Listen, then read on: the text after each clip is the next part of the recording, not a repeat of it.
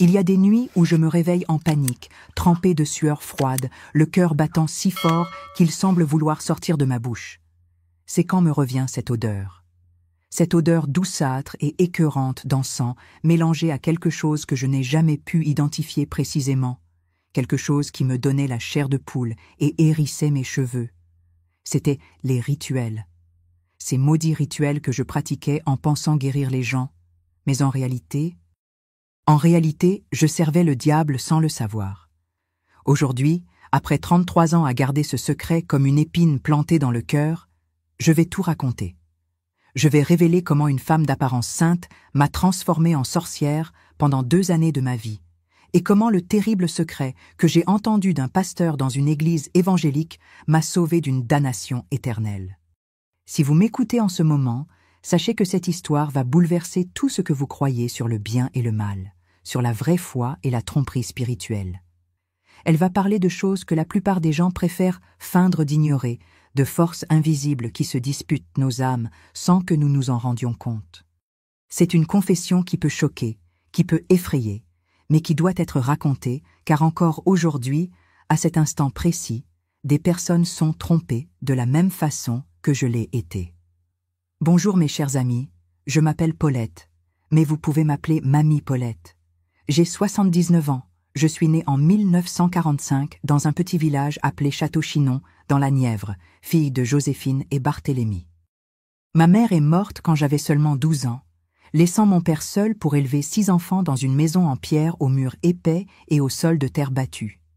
C'est ma grand-mère paternelle, Dame Séraphine Dubois, qui m'a élevée à partir de 13 ans, m'enseignant les premiers secrets des plantes médicinales et des prières de guérison qu'elle disait avoir apprises de sa propre mère, dans une chaîne de sagesse féminine qui remontait à des générations antérieures. Avant de commencer cette histoire qui peut changer votre vie, j'aimerais savoir d'où vous me regardez. Laissez-moi vos commentaires en bas, j'adore savoir que ma voix arrive dans tant de coins différents de notre belle France.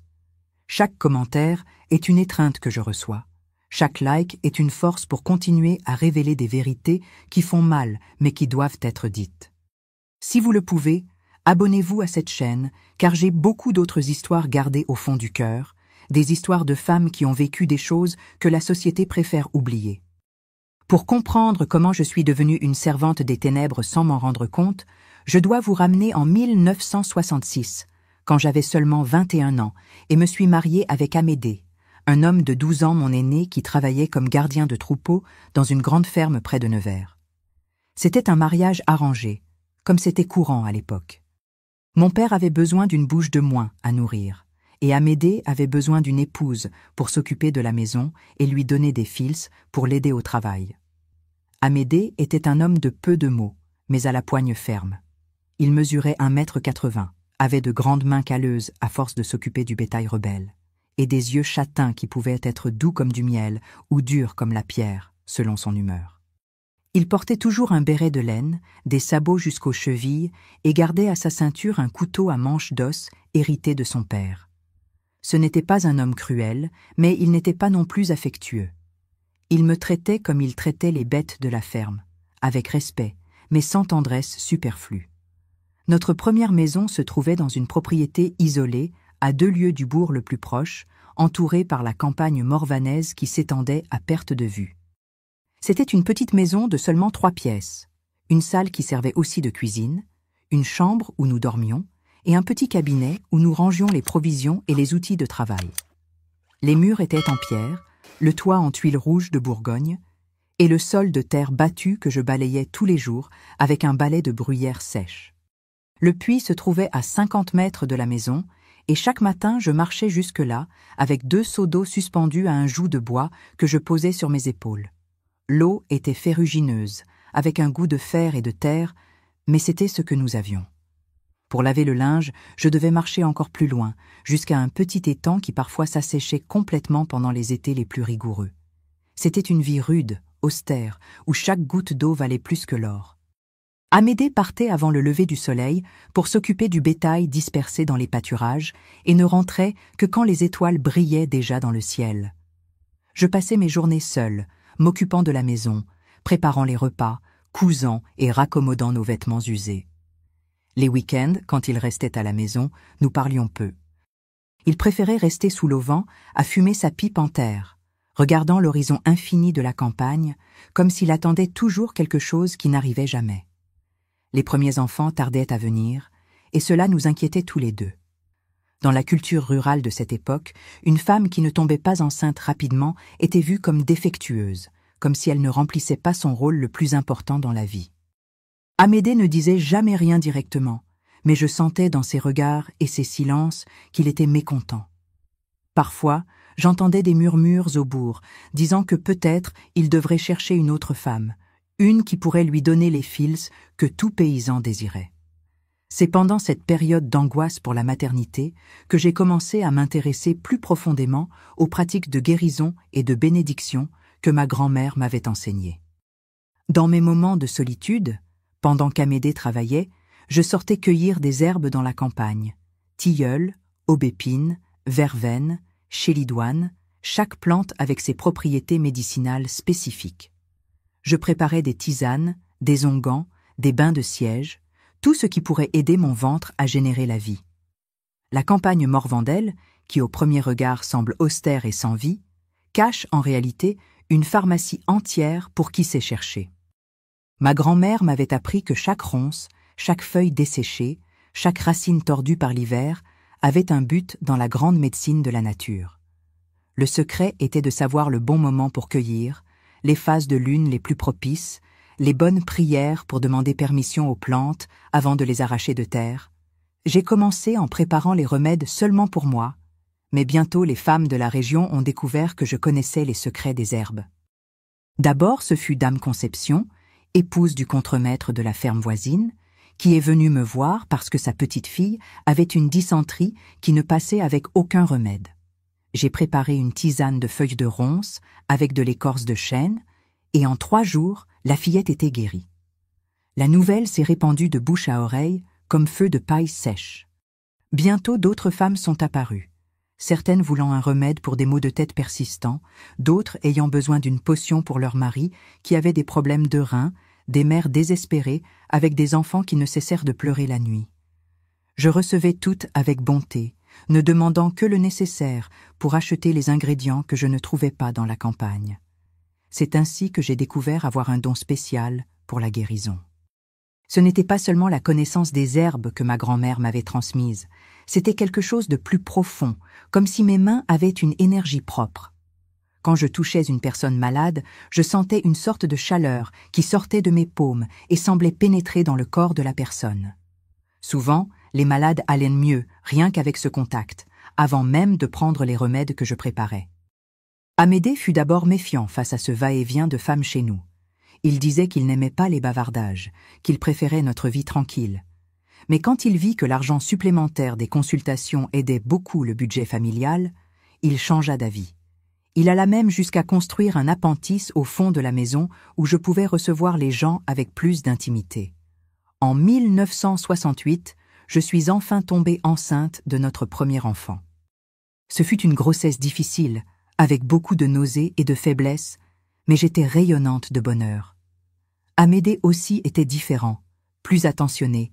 Il allait même jusqu'à apporter des fleurs des champs pour égayer la maison.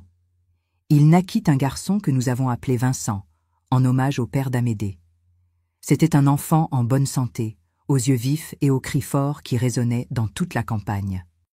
Avec l'arrivée du premier fils, ma réputation de guérisseuse grandit encore plus. Les femmes disaient que celle qui réussit à tomber enceinte après si longtemps doit avoir des pouvoirs spéciaux, doit être protégée par les saints. J'ai commencé à être consultée non seulement pour des problèmes de santé, mais aussi pour des questions amoureuses, des difficultés financières, des problèmes familiaux de toutes sortes. Entre 1968 et 1975, j'ai eu 4 autres enfants, Florentin, Violette, Conception et Expédie. La maison devint trop petite pour tant de monde et Amédée obtint un meilleur emploi dans une ferme plus grande, où on nous donna une maison plus spacieuse.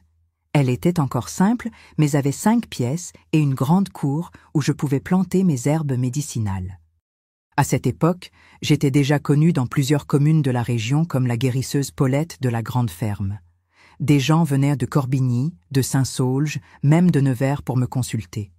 Je recevais des cas simples, comme des maux de ventre et l'insomnie, jusqu'aux situations plus complexes comme la dépression profonde, les addictions, les graves problèmes conjugaux. Ma méthode de travail était toujours la même. D'abord, je conversais longuement avec la personne, écoutant non seulement les symptômes physiques, mais aussi les angoisses émotionnelles et spirituelles. Ensuite, je faisais un diagnostic intuitif, comme si j'arrivais à voir à travers la peau et voir où se trouvait localisé le vrai problème. Enfin, je préparais le traitement. Parfois, c'était seulement des herbes et des prières, d'autres fois, cela incluait des bains spéciaux, des fumigations, de petits rituels de purification spirituelle. Ce qui me différenciait des autres guérisseuses était l'efficacité de mes soins.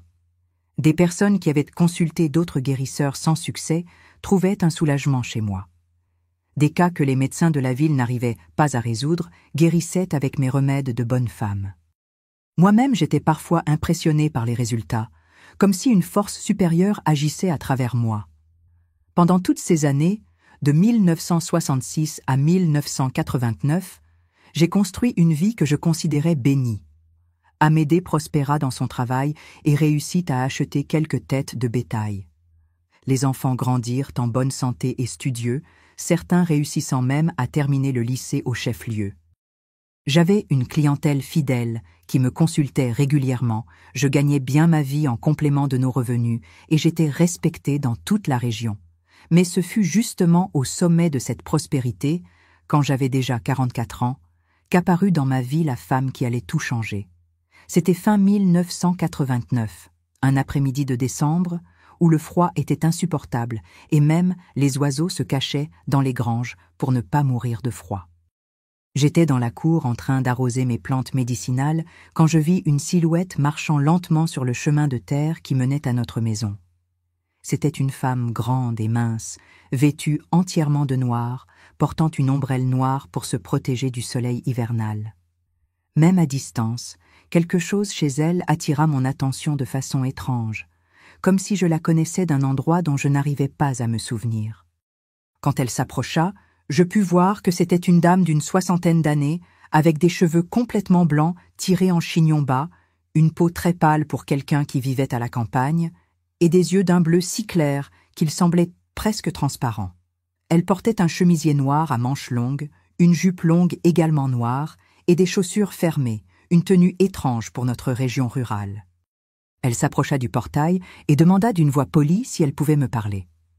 Elle dit qu'elle avait entendu parler de mon travail dans plusieurs communes par où elle était passée, que des gens de Nevers, de Moulins, même de Dijon mentionnaient mon nom quand ils parlaient de guérisseuse compétente. Elle voulait connaître mes méthodes, échanger des expériences, peut-être enseigner quelque chose qu'elle avait apprise au cours de nombreuses années de travail avec la guérison spirituelle. Je l'invitai à entrer et nous nous sommes assises sous l'auvent de la maison où circulait une brise fraîche qui apportait l'odeur humide de la campagne mélangée au parfum doux des fleurs d'aubépine qui fleurissaient. Je lui offris de l'eau fraîche et un morceau de pain d'épices qu'elle accepta avec délicatesse. Nous avons commencé à parler de plantes médicinales, de techniques de bénédiction, des difficultés et joies de celles qui se consacrent à soigner la souffrance d'autrui. Elle se présenta comme dame Hermeline, dit qu'elle était née à Dijon, mais avait passé la majeure partie de sa vie à voyager dans la campagne bourguignonne, champenoise et lorraine, étudiant les traditions de guérison de différentes régions. Elle parlait de façon cultivée, utilisant des mots que j'entendais rarement, démontrant une connaissance impressionnante sur les herbes, les rituels, les prières de diverses traditions religieuses. Ce qui m'impressionna le plus chez dame Hermeline fut la façon dont elle parlait de spiritualité. Elle ne se limitait pas aux prières catholiques que je connaissais, ni aux pratiques de bénédiction que ma grand-mère m'avait enseignées. Elle connaissait des invocations de tradition celtique, des rituels d'origine germanique, des techniques de guérison qu'elle disait très anciennes, antérieures au christianisme. Elle parlait de tout cela naturellement, comme si c'était seulement des outils différents pour atteindre le même objectif, soulager la souffrance humaine. Pendant notre conversation, qui s'étendit sur presque 3 heures, dame Hermeline démontra connaître des plantes que je n'avais jamais vues, des techniques pour préparer des remèdes qui étaient beaucoup plus élaborés que les miennes, des façons de diagnostiquer des maladies rien qu'en regardant dans les yeux de la personne. Elle raconta des cas de guérison qui semblaient miraculeux, des paralytiques qui s'étaient remis à marcher, des aveugles qui avaient recouvré la vue, des personnes condamnées par les médecins qui s'étaient complètement guéries. Quand le soleil commença à se coucher, elle dit qu'elle devait partir mais qu'elle aimerait revenir d'autres jours pour continuer notre conversation. Elle demanda si je n'aurais pas envie d'apprendre quelques techniques plus avancées, des méthodes qu'elle avait développées au cours de décennies d'études et de pratiques. Elle dit qu'il était rare de rencontrer quelqu'un avec un don naturel aussi fort que le mien, que ce serait dommage de gâcher ce potentiel en n'utilisant que des méthodes basiques. La proposition m'intéressa beaucoup. J'ai toujours eu soif d'apprendre, d'améliorer ma capacité d'aider les gens qui venaient me voir. S'il existait des techniques plus efficaces que je ne connaissais pas, pourquoi ne pas les apprendre? Nous convînmes qu'elle reviendrait la semaine suivante pour commencer à m'enseigner ces méthodes plus avancées. Cette nuit-là, pendant que je préparais le dîner pour la famille, je n'arrivais pas à cesser de penser à Dame Hermeline. Il y avait quelque chose chez elle qui me fascinait et m'inquiétait à la fois. L'étendue de ses connaissances était impressionnante, mais il y avait aussi une intensité dans ses yeux bleus qui me mettait un peu mal à l'aise. C'était comme si elle évaluait toujours, analysait, comme si derrière la conversation polie, il y avait un programme que je n'arrivais pas à déchiffrer.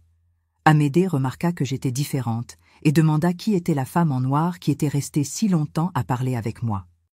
Je lui parlais de Dame Hermeline, de sa proposition de m'enseigner des techniques plus avancées de guérison. Il fut méfiant, dit qu'il n'aimait pas les étrangers qui apparaissaient de nulle part en offrant trop de choses. « Attention, Paulette, quand l'aumône est trop généreuse, même le saint se méfie », furent ses mots exacts. Mais j'étais trop enthousiasmée par la possibilité d'apprendre pour prêter l'oreille aux craintes de mon mari. La semaine suivante, quand Dame Hermeline revint, je l'accueillis avec encore plus d'intérêt. Elle apporta un grand sac de cuir, plein d'herbes que je n'avais jamais vues, de graines exotiques, de poudres colorées qu'elle dit être des préparations spéciales pour différents types de travail. Le premier enseignement qu'elle me transmit concernait l'importance des phases de la Lune dans les travaux de guérison. Elle expliqua que chaque phase lunaire avait une énergie spécifique. Nouvelle lune pour commencer les traitements, lune croissante pour fortifier et potentialiser, pleine lune pour les travaux les plus puissants, lune décroissante pour éliminer les maladies et les énergies négatives. Elle dit que je gaspillais beaucoup de pouvoir en ne tenant pas compte de cela dans mes travaux. Ensuite, elle m'enseigna l'importance des horaires. Chaque heure du jour et de la nuit correspondait à différentes énergies planétaires, et les travaux faits aux bonnes heures étaient beaucoup plus efficaces. Elle me donna un petit livre manuscrit avec des tableaux complexes montrant les meilleurs horaires pour chaque type de guérison, les correspondances entre planètes et maladies, les prières spécifiques pour chaque situation. Dame Hermeline m'introduisit aussi à l'usage de fumigations plus élaborées. Au lieu des simples branchettes de romarin et de rue que j'utilisais, elle m'apprit à préparer des encens spéciaux mélangeant des herbes rares avec des résines importées, myrrhe, benjoin, copal, oliban. L'odeur de ces encens était enivrante, douce et écœurante à la fois, et elle disait qu'ils avaient le pouvoir d'ouvrir des portails entre le monde physique et le monde spirituel. Ce qui m'impressionna le plus furent les nouvelles prières qu'elle commença à m'enseigner. Elles étaient beaucoup plus complexes et puissantes que les simples prières catholiques que je connaissais. Certaines mélangeaient des invocations à des saints aux noms étranges qu'elle disait être des anges spéciaux, que peu connaissaient. D'autres incluaient des mots dans des langues qu'elle appelait langues sacrées, idiomes très anciens qui avaient un pouvoir spécial pour mouvoir les forces spirituelles. Mes chers amis qui m'accompagnaient jusqu'ici, vous commencez déjà à percevoir où va cette histoire. Parfois les signaux de danger sont juste devant nous, mais l'ambition de grandir, d'apprendre, d'être meilleur nous aveugle complètement. Si cette vidéo vous touche, laissez votre like pour me donner la force de continuer à révéler cette histoire douloureuse mais nécessaire. Pendant les premiers mois de 1990, Dame Hermeline venait chez moi 2 ou 3 fois par semaine. Elle apportait toujours de nouveaux enseignements, des techniques plus sophistiquées, des matériaux rares qu'elle obtenait à travers un réseau de collaborateurs spirituels dispersés dans tout l'est de la France. Elle disait que j'étais son élève la plus prometteuse, que j'avais un don naturel rare, qui, avec l'entraînement adéquat, pourrait réaliser des guérisons véritablement miraculeuses. Les résultats ont commencé à apparaître rapidement. Les personnes que je recevais en utilisant les nouvelles techniques étaient impressionnées par l'efficacité des traitements. Des cas qui avant prenaient des semaines pour montrer une amélioration se résolvaient maintenant en quelques jours. Ma réputation se répandit encore plus, et je commençais à recevoir des clients de lieux de plus en plus éloignés. Une des premières démonstrations du pouvoir des nouvelles méthodes fut avec Dame Kitri, une dame de 70 ans qui souffrait d'arthrite sévère depuis plus d'une décennie. Ses mains étaient complètement déformées par la maladie. Elle arrivait à peine à tenir une tasse de café. Elle avait consulté des médecins dans plusieurs villes, essayé toutes sortes de remèdes, mais rien n'aidait. Quand Dame Kitri vint me voir, j'appliquais déjà les techniques que Dame Hermeline m'avait enseignées. D'abord, je calculais le meilleur horaire pour le travail selon les tableaux planétaires. Ensuite, je préparais un bain spécial utilisant des herbes que Dame Hermeline avait apportées, mélangées avec du sel marin consacré dans une cérémonie qu'elle m'avait enseignée. Pendant le bain, je brûlais les encens spéciaux et fis les nouvelles prières, invoquant les anges de guérison par les noms secrets que Dame Hermeline m'avait révélés. Le résultat fut surprenant. Après seulement 3 séances, Dame Kitri arrivait déjà à bouger les doigts avec beaucoup moins de douleur. En 2 semaines, elle cousait à nouveau. En 1 mois, les déformations de ses mains avaient visiblement diminué. Ce fut un cas qui impressionna toute la région et attira encore plus de personnes à mes consultations.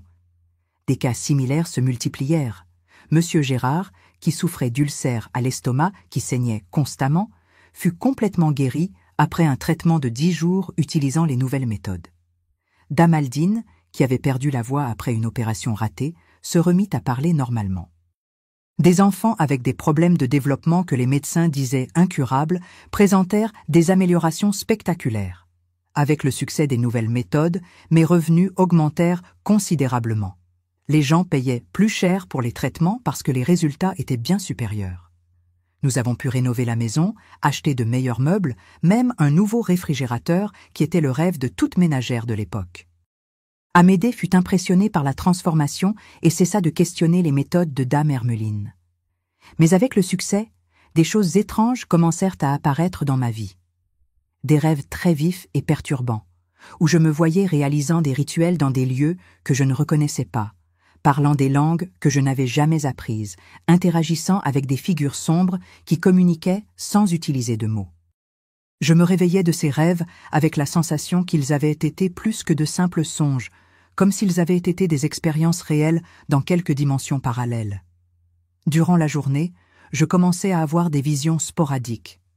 Je voyais des silhouettes se déplacer dans les coins de la maison, des ombres qui semblaient avoir une vie propre, des présences que je sentais mais n'arrivais pas à localiser précisément. Dame Hermeline dit que c'étaient des signes que ma sensibilité spirituelle se développait, que c'était normal pour les personnes aux dons forts de commencer à percevoir le monde invisible qui existe parallèlement au nôtre. Elle m'enseigna des techniques de protection spirituelle pour gérer ces manifestations. Des amulettes spéciales à porter au cou, des poudres à répandre dans les coins de la maison, des prières spécifiques pour éloigner les énergies indésirables. Elle dit que plus nos travaux de guérison devenaient puissants, plus nous attirions l'attention du monde spirituel, tant d'entités bienveillantes que d'autres qui pouvaient tenter d'interférer. Ce qui m'inquiétait le plus étaient les changements que je percevais dans mon propre comportement. Je devenais plus irritable avec la famille, moins tolérante avec les petits problèmes du quotidien. Je ressentais une soif constante d'apprendre plus, de réaliser des travaux de plus en plus puissants, comme si rien de ce que j'arrivais à accomplir n'était suffisant. C'était une ambition spirituelle qui croissait comme un feu, consumant ma paix intérieure. Les enfants commencèrent à remarquer que j'étais différente. Violette, qui avait toujours été la plus observatrice, dit que parfois je restais à regarder le vide comme si je voyais des choses qu'ils ne voyaient pas.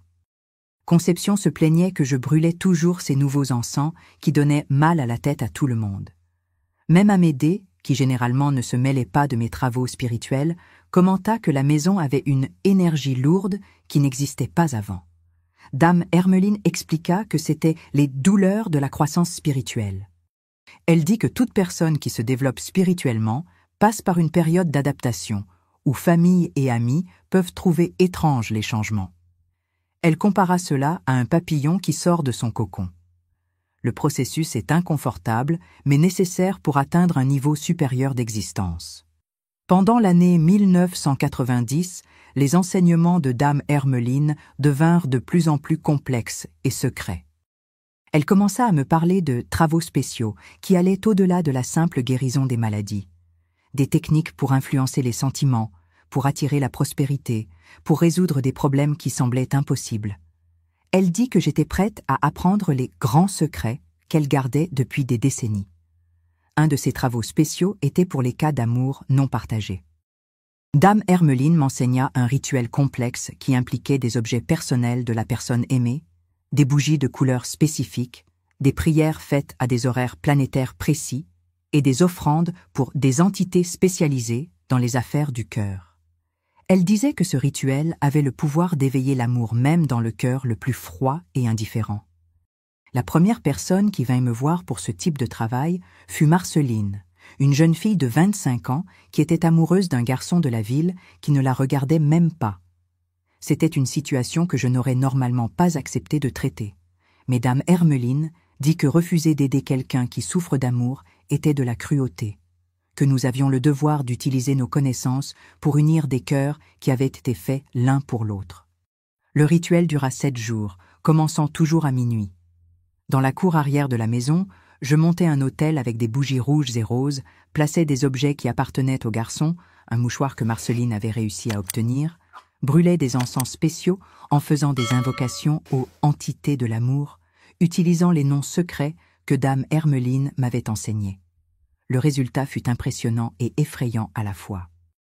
En moins de 2 semaines, le garçon qui n'avait jamais montré d'intérêt pour Marceline commença à la chercher avec insistance. En 1 mois, ils étaient fiancés. En 6 mois, ils se mariaient dans une cérémonie dont parla toute la ville. Marceline rayonnait de bonheur et raconta à tout le monde que j'avais le pouvoir de réaliser des miracles amoureux. Des cas comme celui-là se multiplièrent. Des femmes abandonnées qui réussirent à reconquérir leur mari, des hommes rejetés qui conquirent l'amour des femmes de leurs rêves, même des situations plus compliquées comme des triangles amoureux qui se résolvaient de la façon que mes clients désiraient. Ma réputation de spécialiste des travaux d'amour se répandit dans tout l'est de la France. Mais il y avait quelque chose dans ces situations qui me mettait mal à l'aise, même si je n'arrivais pas à identifier exactement quoi. Les couples qui se formaient grâce à mes travaux semblaient heureux. Mais il y avait une intensité obsessionnelle dans les relations qui me perturbaient.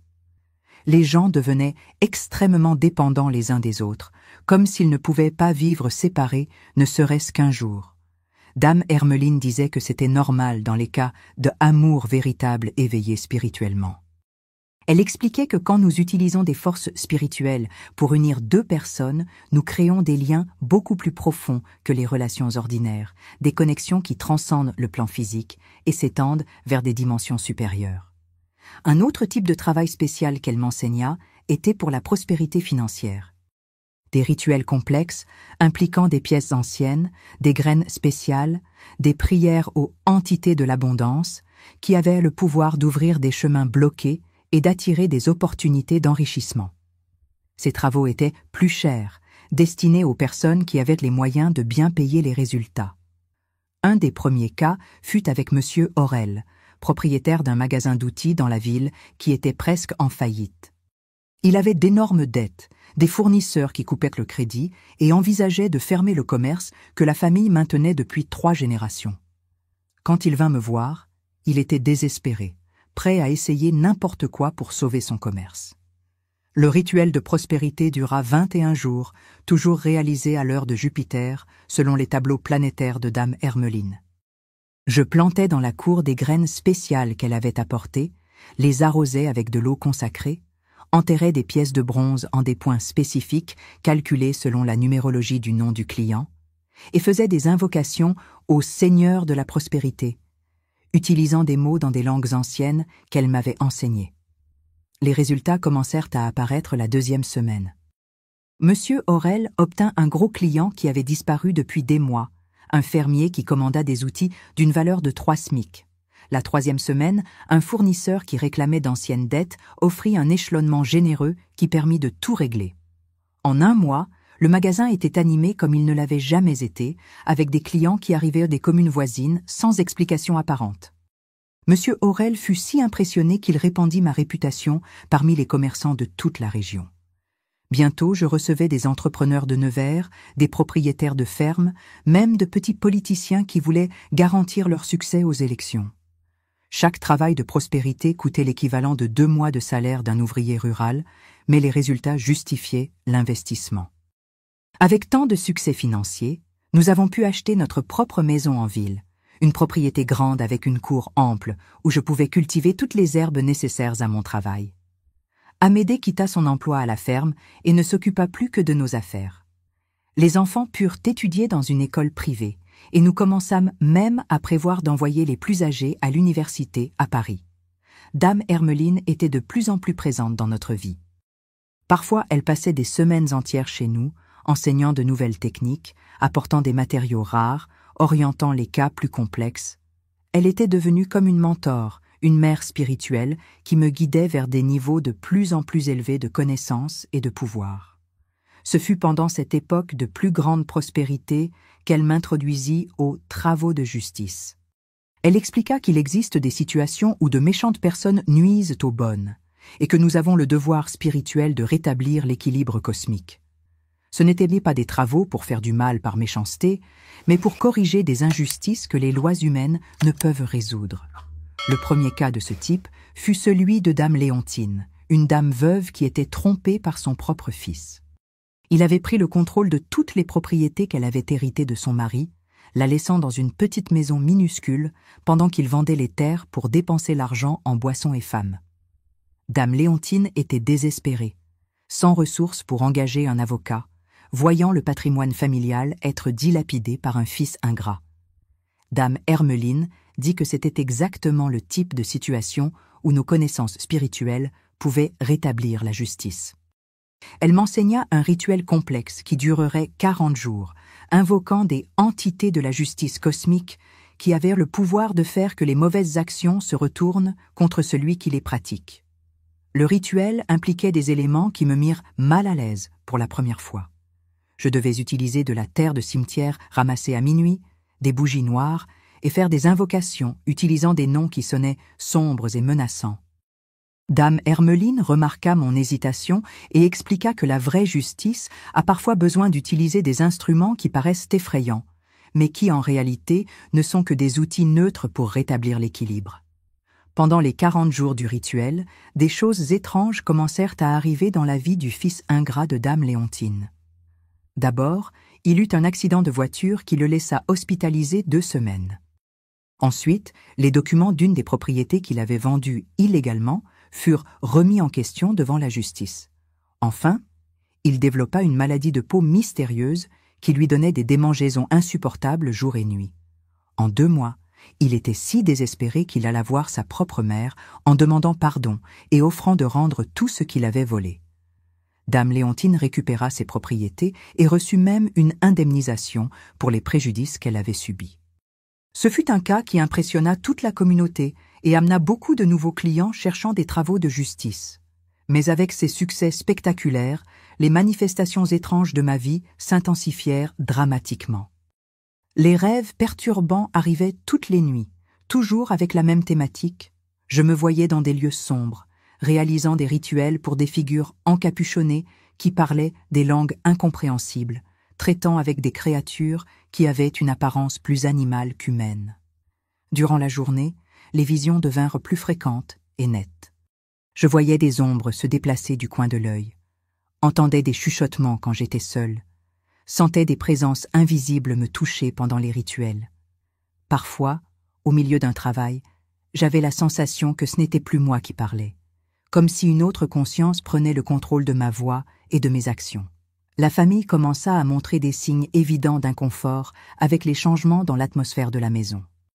Les plus jeunes enfants faisaient des cauchemars constants et refusaient de rester seuls dans leur chambre. Violette développa une phobie étrange de l'obscurité et dormait avec toutes les lumières allumées.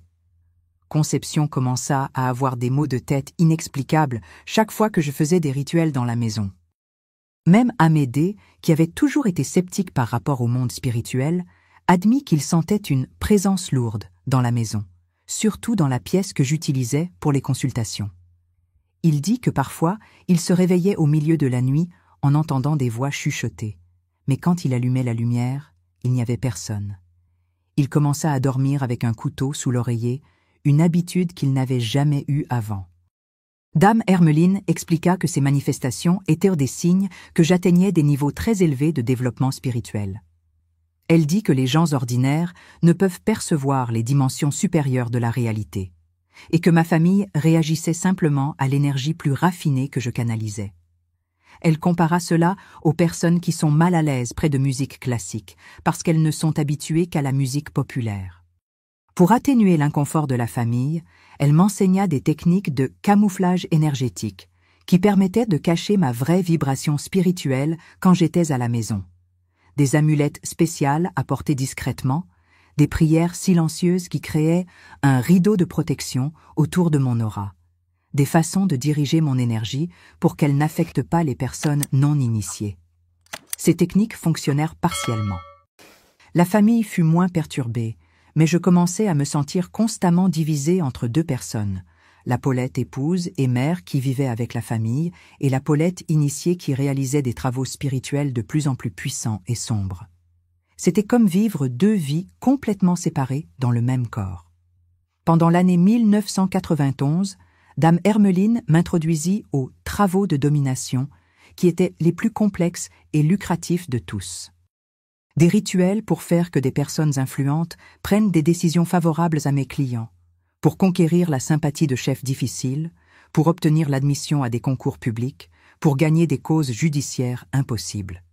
Ces travaux exigeaient des matériaux encore plus rares et chers, des pierres précieuses, spécifiques, des métaux sacrés, des essences importées de pays lointains, des objets que Dame Hermeline obtenait à travers un réseau international de collaborateurs spirituels. Les rituels étaient extrêmement élaborés, duraient des mois entiers et coûtaient des fortunes que seules des personnes très riches pouvaient payer. Un de ces cas fut avec le colonel Aristide, un fermier puissant qui affrontait un procès judiciaire qui pourrait résulter en la perte de milliers d'hectares de terre. Il avait engagé les meilleurs avocats de Bourgogne, mais le cas était pratiquement perdu, car il y avait des preuves irréfutables d'irrégularité dans la documentation des propriétés. Le travail de domination que Dame Hermeline m'enseigna pour ce cas fut le plus complexe que j'ai jamais réalisé. Il dura 6 mois, impliqua des rituels hebdomadaires dans des phases spécifiques de la Lune, l'utilisation d'objets personnels que nous avons dû obtenir de toutes les personnes impliquées dans le procès, juges, procureurs, avocats de la partie adverse, et des invocations aux entités du pouvoir, qui avaient des noms imprononçables dans des langues qu'elle dit être antérieures à la tour de Babel. Les résultats furent spectaculaires et effrayants. Pendant le procès, des témoins clés changèrent leur déposition de façon inexplicable. Des documents importants disparurent mystérieusement du dossier, le procureur responsable du cas fut transféré subitement dans un autre département, et le juge qui semblait inflexible commença à montrer de la sympathie pour la défense du colonel Aristide.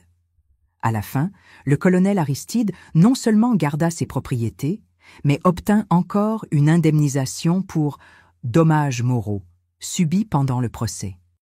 Il paya pour mes services l'équivalent de 5 années de salaire d'un ouvrier urbain et répandit ma réputation parmi les fermiers et politiciens de toute la Bourgogne. Des cas similaires se multiplièrent. Des maires qui obtinrent des réélections impossibles, des entrepreneurs qui gagnèrent des appels d'offres contre des concurrents beaucoup plus qualifiés, des personnes qui furent admises à des concours publics même en ayant de mauvaises notes. Ma clientèle passa à inclure quelques-unes des personnes les plus puissantes de la région, et mes revenus atteignirent des niveaux que je n'avais jamais imaginés possibles. Avec tant d'argent, nous achetâmes une ferme à nous où Amédée pouvait élever du bétail de qualité, une maison dans la capitale pour que les enfants étudient, et même un appartement à la côte pour passer les vacances. Nous étions une des familles les plus prospères de la ville, respectées et craintes à la fois. J'étais devenue une des guérisseuses les plus célèbres de tout l'Est de la France. Mais derrière cette façade de succès et de prospérité, quelque chose de très sombre m'arrivait. Les rituels de plus en plus complexes exigeaient une connexion plus profonde avec les entités que Dame Hermeline invoquait, et cette connexion changeait ma personnalité de façon qui m'effrayait. Pendant les travaux les plus puissants, j'entrais dans des états de conscience altérés, où je n'avais pas le contrôle total de mes actions. C'était comme si d'autres intelligences prenaient possession de mon corps, parlaient à travers ma voix, réalisaient des gestes que je ne planifiais pas faire. Dans ces moments, je sentais un pouvoir immense couler à travers moi, mais aussi une froideur émotionnelle qui me rendait indifférente à la souffrance d'autrui. Je commençais à accepter des travaux qui m'auraient semblé moralement questionnables auparavant. Des rituels pour séparer des couples heureux parce qu'une tierce personne voulait l'un d'eux pour elle, des travaux pour nuire à des concurrents commerciaux honnêtes, même des cas de vengeance personnelle où l'objectif était simplement de causer de la souffrance aux ennemis de mes clients. Dame Hermeline justifiait ses travaux utilisant une philosophie qu'elle appelait « neutralité spirituelle ». Elle disait que les forces spirituelles sont comme l'électricité. Elles peuvent être utilisées pour allumer une lampe ou pour exécuter un criminel, mais l'électricité en elle-même n'est ni bonne ni mauvaise.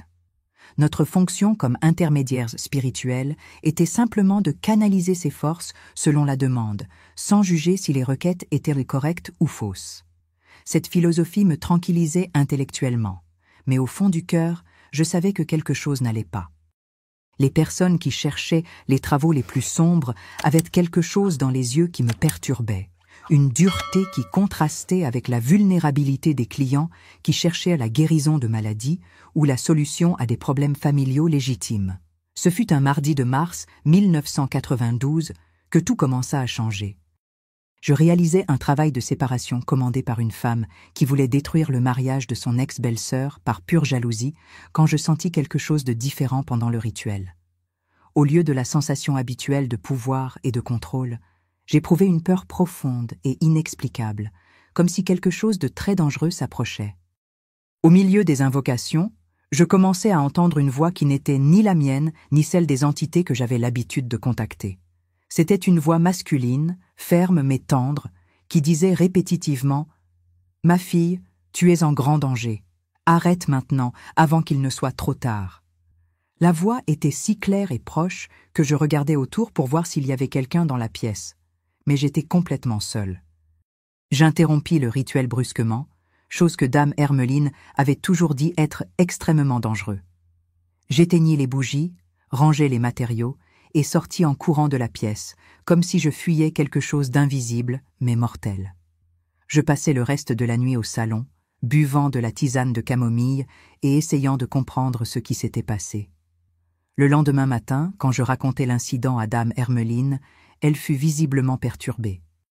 Elle dit que les interférences pendant les rituels pouvaient être des signes d'attaque spirituelle, de personnes jalouses de mon succès, ou des tentatives d'entités rivales de saboter notre travail. Elle m'enseigna des techniques de protection plus rigoureuses et insista que je devais continuer les travaux normalement, ne prêtant pas attention aux fausses voix qui tentaient de me troubler. Mais la voix continua d'apparaître sporadiquement pendant les jours suivants, toujours avec le même message d'alerte.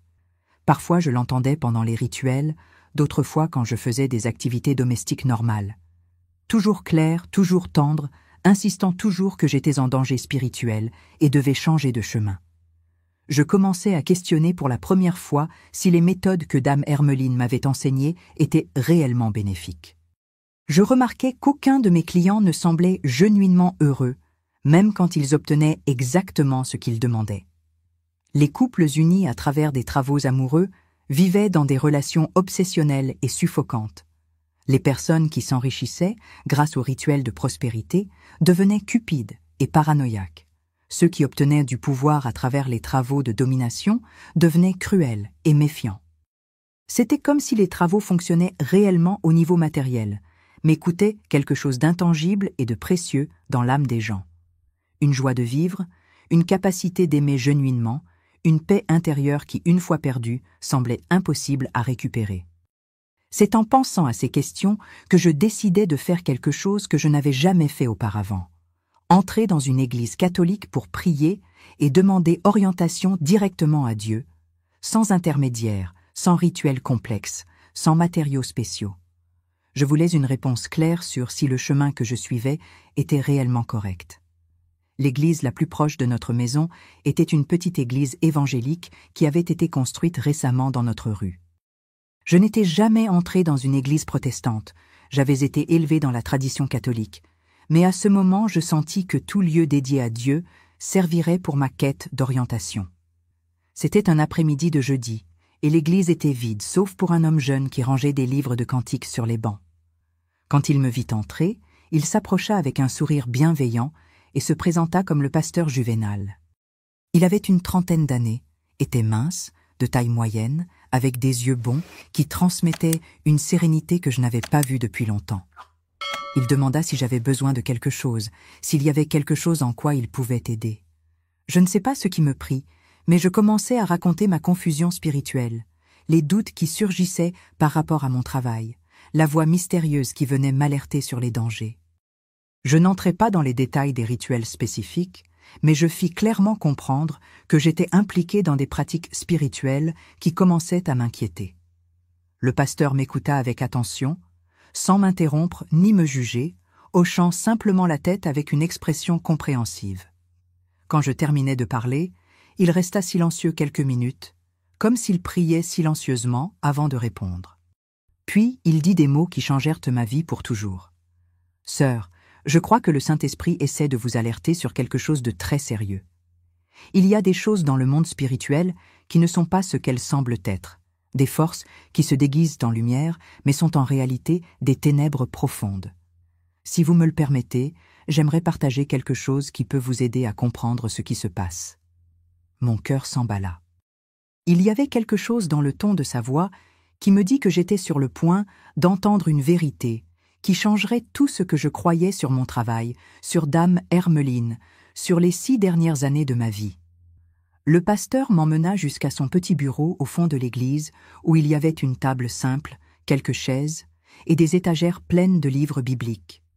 Il demanda la permission d'aller chercher de l'eau fraîche et des biscuits, geste simple d'hospitalité qui contrastait dramatiquement avec l'atmosphère solennelle et lourde des rituels auxquels j'étais habitué. Quand nous nous assîmes, il ouvrit une vieille Bible et commença à lire des versets sur le discernement spirituel, sur comment Satan se déguise en ange de lumière pour tromper même des personnes sincères qui genuinement veulent aider les autres.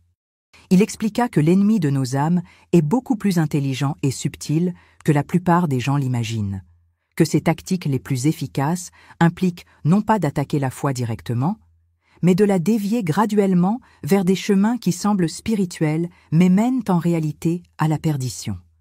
Chaque mot qu'il disait résonnait dans mon cœur comme cloche de bronze. Pour la première fois en années, j'entendais des explications qui donnèrent du sens à toutes les choses étranges qui arrivaient dans ma vie. Les cauchemars, les visions perturbantes, le changement de ma personnalité, l'inconfort de ma famille, la froideur émotionnelle que je sentais pendant les travaux les plus puissants. Ce fut alors que le pasteur dit quelque chose qui glaça mon sang. « Sœur, je dois vous raconter quelque chose sur une femme qui apparaît dans plusieurs communes de notre région. Une dame aux cheveux blancs, toujours vêtue de noir, qui se présente comme maître spirituel et enseigne des techniques de guérison qui semblent très efficaces, mais sont en réalité... » Avant même qu'il termine sa phrase, je savais qu'il parlait de Dame Hermeline. Tout mon corps commença à trembler. Je sentis un froid au ventre qui n'avait rien à voir avec la température de la pièce. C'était comme si toutes les pièces d'un puzzle terrible s'emboîtaient enfin dans mon esprit. Le pasteur continua, expliquant qu'il avait reçu des informations de collègues d'autres villes sur les méthodes de cette femme mystérieuse. Elle suivait toujours le même schéma: identifier des personnes avec un don naturel pour la guérison, gagner leur confiance graduellement, et peu à peu introduire des pratiques qui semblaient aux chrétiennes, mais étaient en réalité des rituels d'occultisme déguisés. Le plus terrible, dit le pasteur, c'est qu'elle utilise la sincérité et le désir d'aider de ces personnes comme porte d'entrée pour les forces des ténèbres. Les gens pensent qu'ils servent Dieu, mais en réalité ils sont utilisés comme instruments inconscients de Satan. C'est une des formes les plus cruelles de tromperie qui existent. Les larmes commencèrent à couler sur mon visage sans que je puisse les contrôler. 6 années de ma vie, des centaines de personnes que j'avais aidées, toute notre prospérité familiale, ma réputation de guérisseuse puissante, tout cela était révélé comme un mensonge monstrueux, un piège spirituel dans lequel j'étais tombée complètement. Le pasteur remarqua mon désespoir et tint mes mains avec affection paternelle. Ne pleurez pas de désespoir, sœur. Pleurez de gratitude, parce que Dieu vous a tant aimé qu'il a envoyé son esprit pour vous alerter avant qu'il ne soit trop tard. Il y a un pardon complet pour qui a été trompé. Il y a une libération totale pour qui reconnaît l'erreur et se tourne vers Jésus-Christ avec un cœur sincère. Nous passâmes presque 3 heures dans cette pièce, le pasteur m'expliquant les différences entre les dons spirituels genuins décrits dans la Bible et les pratiques d'occultisme que j'avais apprises. Il montra comment Satan imite toujours les œuvres de Dieu pour troubler les personnes sincères, comment les faux miracles peuvent être encore plus dangereux que les mots évidents parce qu'ils séduisent par l'apparence de bonté. Quand je sortis de l'église cet après-midi-là, j'étais une personne complètement différente. Le bandeau était tombé de mes yeux et pour la première fois en 6 ans, je pouvais voir clairement l'abîme spirituel vers lequel je marchais. C'était terrifiant, mais en même temps libérateur de savoir enfin la vérité. J'arrivais à la maison avec le cœur lourd comme du plomb. Comment dire à Amédée que toute notre prospérité venait de travaux qui servaient le diable? Comment expliquer aux enfants que leur mère avait été une sorcière déguisée en guérisseuse pendant des années? Comment gérer des centaines de clients qui continuaient à chercher mes services en pensant que je les aidais? Cette nuit-là, je ne pus dormir, ne serait-ce qu'une minute. Je restais dans la cuisine à boire du thé et repassais dans ma mémoire chaque enseignement de Dame Hermeline, chaque rituel que j'avais réalisé, chaque guérison que j'avais faite. Maintenant, je pouvais voir les signes que j'avais ignorés, les noms étranges dans les prières, la nécessité de matériaux sombres comme la terre de cimetière, l'exigence de réaliser les travaux aux heures nocturnes, l'atmosphère lourde qui s'installait dans la maison pendant les rituels les plus puissants. Le lendemain matin, je pris la décision la plus difficile de ma vie, arrêter complètement tous les travaux spirituels et dire la vérité à Dame Hermeline. Je ne savais pas comment elle réagirait, mais je ne pouvais continuer à vivre un mensonge en connaissant les dangers spirituels que cela impliquait. Quand Dame Hermeline arriva pour notre réunion hebdomadaire, je l'attendais sous l'auvent avec tous les matériaux qu'elle m'avait donnés au cours des années. Les livres manuscrits, les poudres colorées, les pierres spéciales, les colliers et amulettes, les encens importés. J'avais tout rassemblé dans un grand sac, prête à tout rendre. Elle remarqua immédiatement que quelque chose était différent. Ses yeux bleu clair m'examinèrent avec une intensité qui me fit me sentir comme un insecte observé par un scientifique. Elle demanda ce qui s'était passé, pourquoi j'avais cette expression perturbée. Je respirais profondément et racontais tout. Ma visite à l'église évangélique, la conversation avec le pasteur Juvénal, les révélations sur la vraie nature des travaux que je réalisais. Je dis que je ne pouvais continuer en sachant que j'étais utilisée comme instrument des ténèbres, que je préférais redevenir pauvre et honnête plutôt que continuer riche et damnée. La transformation du visage de Dame Hermeline fut terrifiante. Le masque de bonté et de sagesse qu'elle portait toujours disparut complètement, révélant une expression de froideur calculatrice qui me glaça le sang dans les veines. Ses yeux, qui avaient toujours semblé bienveillants, brillaient maintenant d'une lumière qui ne semblait pas humaine. Elle ne cria pas, ne fit pas d'esclandre. Elle parla doucement, comme toujours, mais chaque mot sortait comme lame aiguisée. « Tu as commis l'erreur la plus grave que quelqu'un puisse commettre, Paulette. On n'abandonne pas le travail comme ça, sans conséquence. Il y a des engagements pris, des contrats spirituels qui ont été signés avec ton consentement. » J'essayais d'argumenter que je n'avais jamais signé aucun contrat, que je voulais seulement aider des personnes malades. Elle rit d'une façon qui me donna la chair de poule et dit « Tu crois que les contrats spirituels ont besoin d'être écrits sur papier? Chaque fois que tu as accepté mes enseignements, chaque rituel que tu as réalisé en suivant mes instructions, chaque résultat que tu as obtenu utilisant mes méthodes, tout cela était des signatures sur un accord que tu ne savais même pas que tu étais en train de faire. Ah, Ces paroles me terrifièrent parce qu'elles portaient un poids de vérité que je ne voulais pas reconnaître. Pendant 6 ans, j'avais énormément bénéficié des connaissances qu'elle m'avait transmises. Notre famille s'était enrichie, j'avais gagné renommée et respect, j'étais devenue une des femmes les plus influentes de la région. Si tout cela avait un prix spirituel, comment pouvais-je simplement tourner le dos et partir? Dame Hermeline continua à parler, alternant entre menaces voilées et tentatives de me reconquérir. Elle disait que j'étais sa disciple la plus prometteuse, que j'avais un don rare qui ne pouvait être gaspillé, qu'ensemble nous pourrions atteindre des niveaux de pouvoir que je n'imaginais même pas. Elle promit de m'enseigner des secrets encore plus profonds, des techniques qui me donneraient le contrôle sur la vie et la mort, de l'influence sur des personnes puissantes dans tout le pays. Quand elle vit que j'étais décidée à arrêter, elle changea complètement de stratégie. Elle se leva, marcha jusqu'au bord de l'auvent et se tourna pour me lancer un regard qui me pénétra jusqu'à l'âme. « Si tu crois que tu peux me trahir ainsi après tout ce que j'ai fait pour toi, tu vas découvrir que tu te trompais. Il y a des conséquences pour qui brise des engagements spirituels. Toi et ta famille allez payer le prix de cette ingratitude. » Elle dit cela et partit en marchant lentement dans la rue de terre. Mais avant de tourner au coin, elle se retourna une dernière fois. Ce que je vis à ce moment me donne encore des frissons. Ce n'était plus le visage d'une dame âgée, mais quelque chose de différent, comme si un masque était tombé révélant quelque chose qui n'était pas complètement humain. Le soir même, les problèmes commencèrent. Amédée arriva à la maison disant que le bétail était tombé malade, sans raison apparente, une maladie étrange que les vétérinaires n'avaient jamais vue. 3 vaches moururent en quelques heures, d'autres semblaient dépérir rapidement. C'était notre principale source de revenus, et perdre le troupeau signifiait la ruine financière. Mon fils Vincent, qui étudiait l'agronomie à Paris, appela disant qu'il avait été exclu de l'université pour une fausse accusation de triche à un examen. C'était un garçon studieux, n'avait jamais posé de problème, mais n'arrivait pas à prouver son innocence. Il perdrait tout ce qu'il avait accompli et devrait rentrer à la maison sans diplôme. Ma fille, Violette, développa une dépression subite et profonde, sans motif apparent. Elle se mit à rester dans sa chambre toute la journée, refusant la nourriture, pleurant constamment, parlant de mourir. C'était une fille joyeuse et communicative, mais du jour au lendemain, elle se transforma en l'ombre d'elle-même. Les problèmes se multiplièrent pendant les semaines suivantes. La pompe du puits se cassa, laissant la maison sans eau. Le toit commença à fuir en plusieurs endroits, abîmant meubles et vêtements. Des fléaux apparurent dans la plantation, des rats dans le garde-manger, des termites dans la structure en bois de la maison.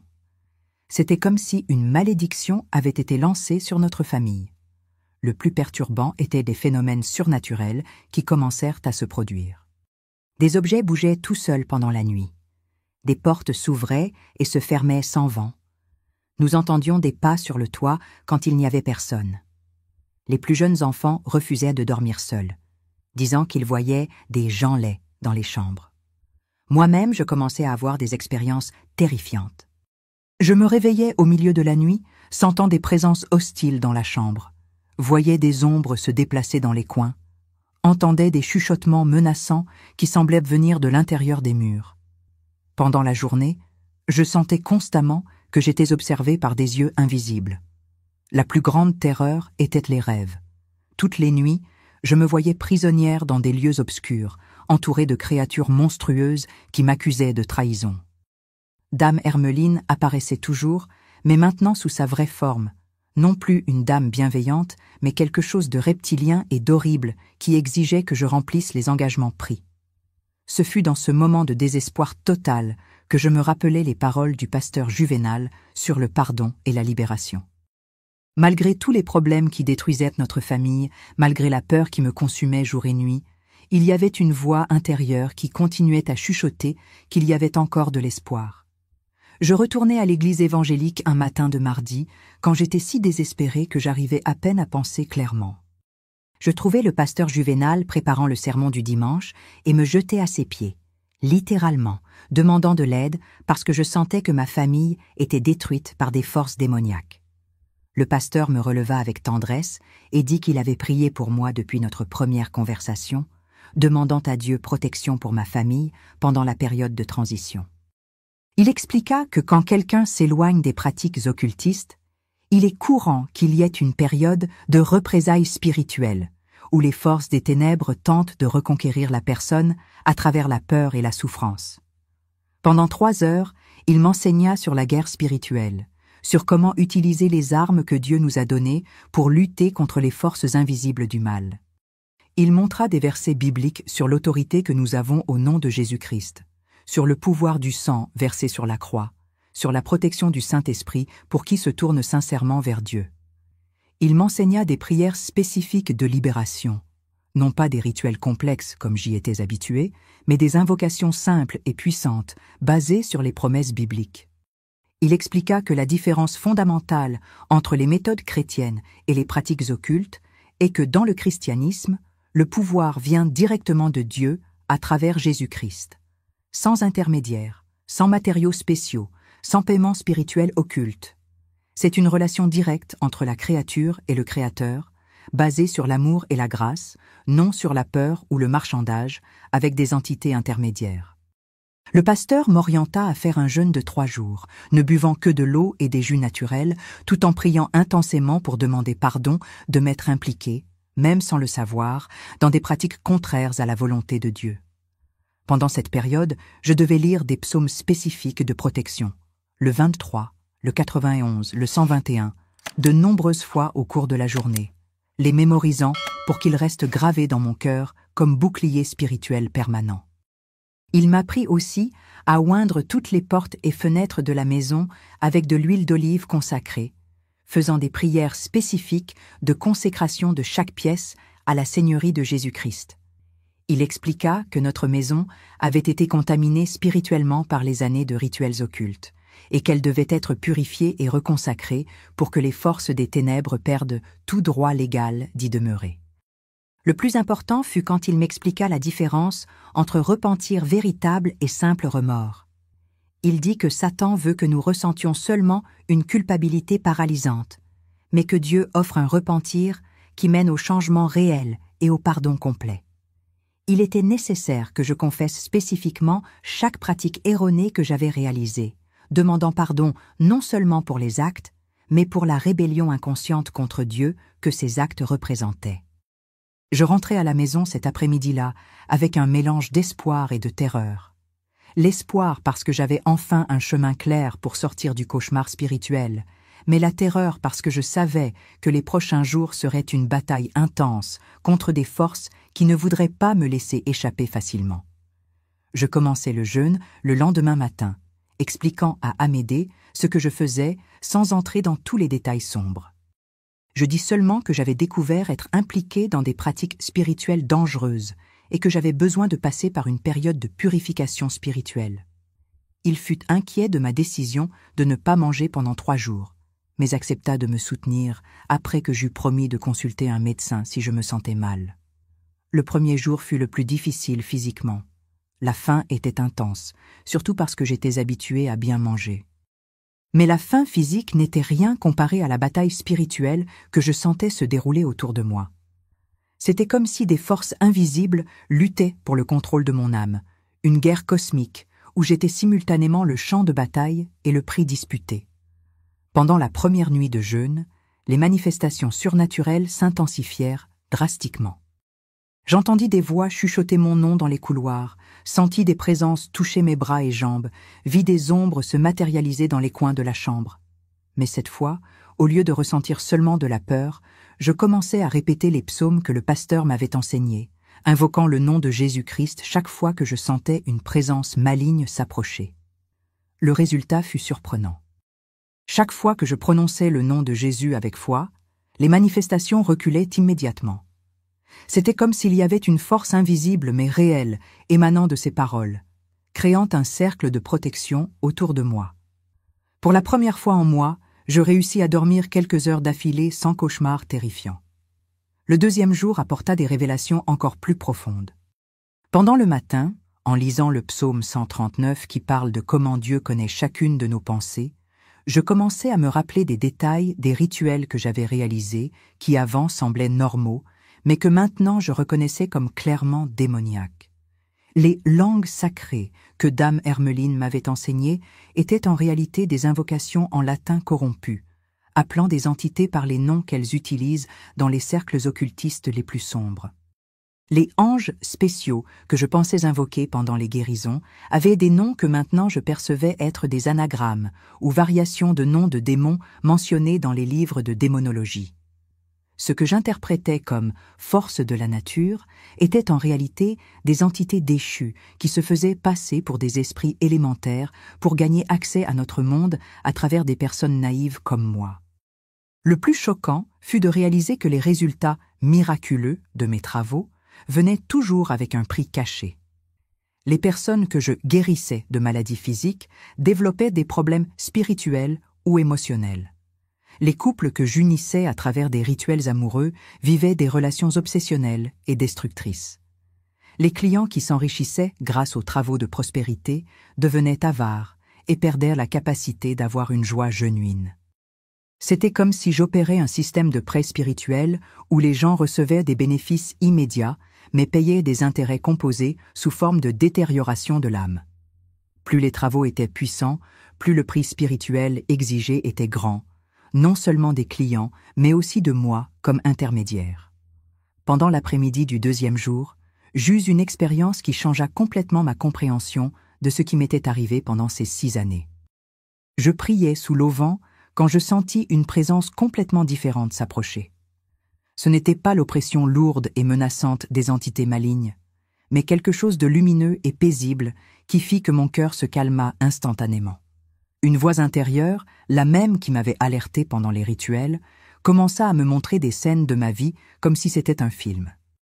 Je vis le moment exact où Dame Hermeline arriva à ma porte pour la première fois, mais maintenant je pouvais percevoir des détails qui m'avaient échappé. Elle n'était pas seule. Il y avait des ombres qui la suivaient, des présences invisibles qui entrèrent dans ma maison avec elle. Je vis aussi comment ces présences prirent graduellement le contrôle de l'atmosphère de notre maison, influençant non seulement mon travail spirituel, mais toute la dynamique familiale. Les disputes qui commencèrent à surgir entre mes enfants, la froideur émotionnelle qui s'installa dans mon mariage avec Amédée, ma croissante obsession pour le pouvoir spirituel, tout cela furent des symptômes de l'influence démoniaque que j'avais invitée dans notre vie sans m'en rendre compte. La révélation la plus douloureuse fut de comprendre que j'avais été choisie spécifiquement pour avoir un don genuin de guérison. Dame Hermeline ne cherchait pas des personnes sans capacité spirituelle. Au contraire, elle chassait des individus avec de vrais dons donnés par Dieu, parce qu'elle savait que ces dons pouvaient être corrompus et utilisés à des fins malignes avec beaucoup plus d'efficacité. C'était une stratégie diabolique de précision chirurgicale, identifier des personnes sincères qui genuinement voulaient aider les autres, corrompre leurs dons graduellement à travers des enseignements mélangés, partie vérité, partie mensonge, puis les utiliser comme agents inconscients pour répandre l'influence démoniaque à travers des communautés entières. Dans la nuit du deuxième jour, je rêvais de ma grand-mère Séraphine Dubois, qui était morte quand j'avais 22 ans. Dans le rêve, elle pleurait et demandait pardon de m'avoir enseigné des pratiques qui avaient ouvert mon esprit à des influences dangereuses. Elle expliqua qu'elle-même avait été trompée par des générations de traditions familiales qui semblaient chrétiennes, mais mélangeaient en réalité des éléments de diverses traditions occultes. Ma grand-mère me montra comment ces traditions syncrétiques s'étaient infiltrées dans les familles rurales au cours des siècles, se déguisant toujours en christianisme populaire, mais introduisant graduellement des pratiques qui ouvraient des portes spirituelles dangereuses. Ce que nous pensions être sagesse ancestrale était en réalité des graines de corruption spirituelle plantées intentionnellement pour préparer les futures générations à des tromperies plus élaborées.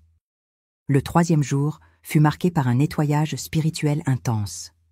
Je sentais comme si des couches et des couches d'influence malignes étaient arrachées de mon âme comme des pelures d'oignons. C'était un processus douloureux mais libérateur, comme une chirurgie spirituelle où des tumeurs cancéreuses étaient enlevées une par une. Pendant le matin, j'allais dans la cour où j'avais l'habitude de cueillir des herbes pour les rituels et sentis une répugnance physique pour les plantes qui avant me semblaient sacrées.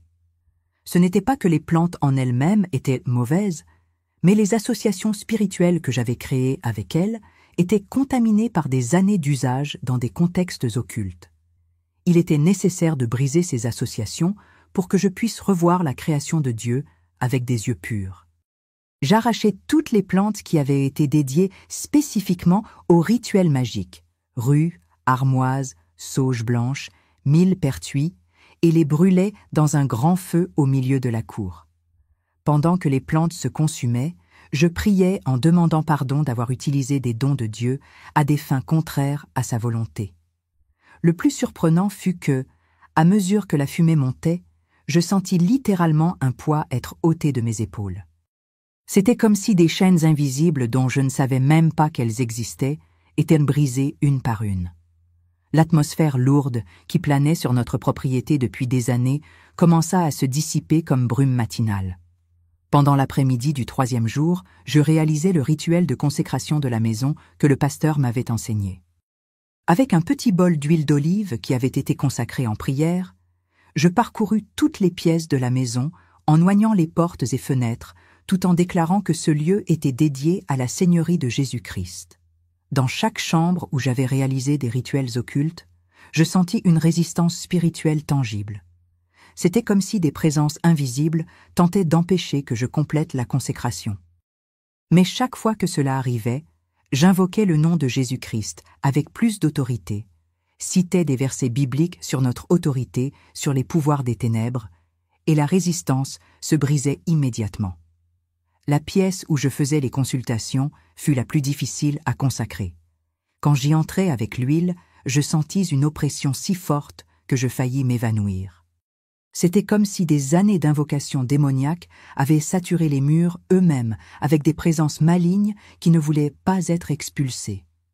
Je dus prier pendant presque 1 heure, oignant non seulement portes et fenêtres, mais aussi les murs, le plafond, même le sol, avant que l'atmosphère se normalise.